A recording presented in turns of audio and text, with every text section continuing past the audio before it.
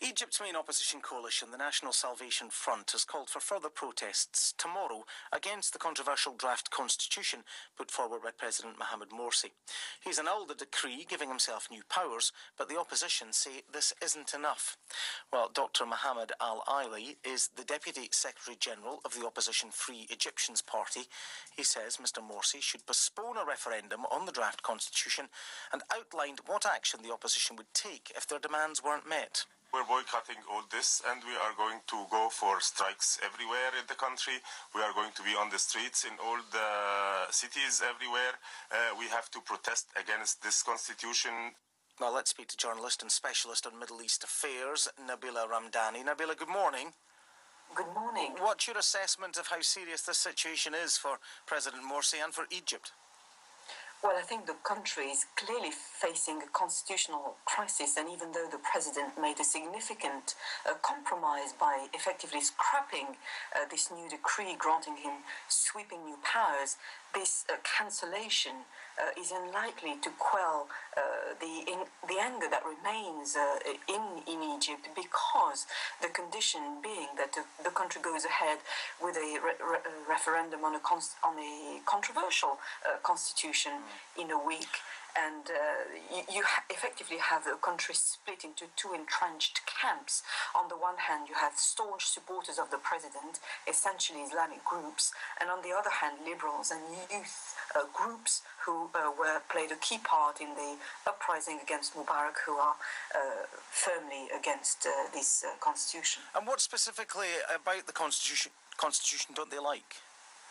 Well, they are concerned about the content of the draft constitution, which has been drawn up by a majority of Islamists, the new president's allies, and it puts Islamic law at the heart of any legislation, and opponents fear that it doesn't represent all Egyptians.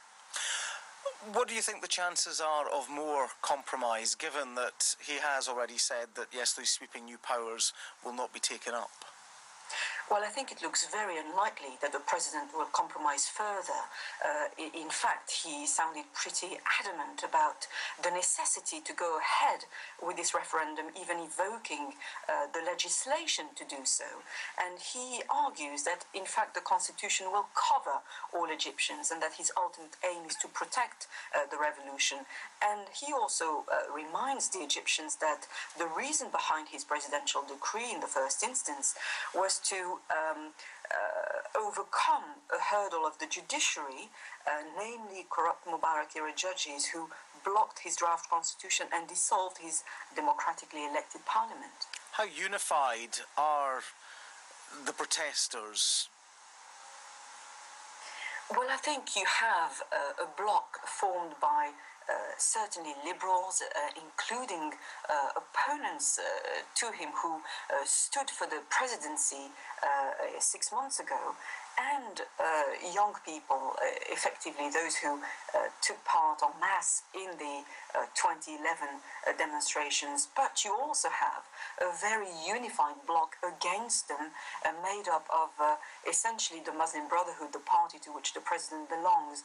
And the president has been very careful to call for his supporters not to clash with his opponents, and ask them to demonstrate separately and well away from them to avoid further bloodshed and indeed clashes. Well, we'll see what the next few days brings. Thank you very much for that. Specialist in Middle East affairs, Nabila Ramdani.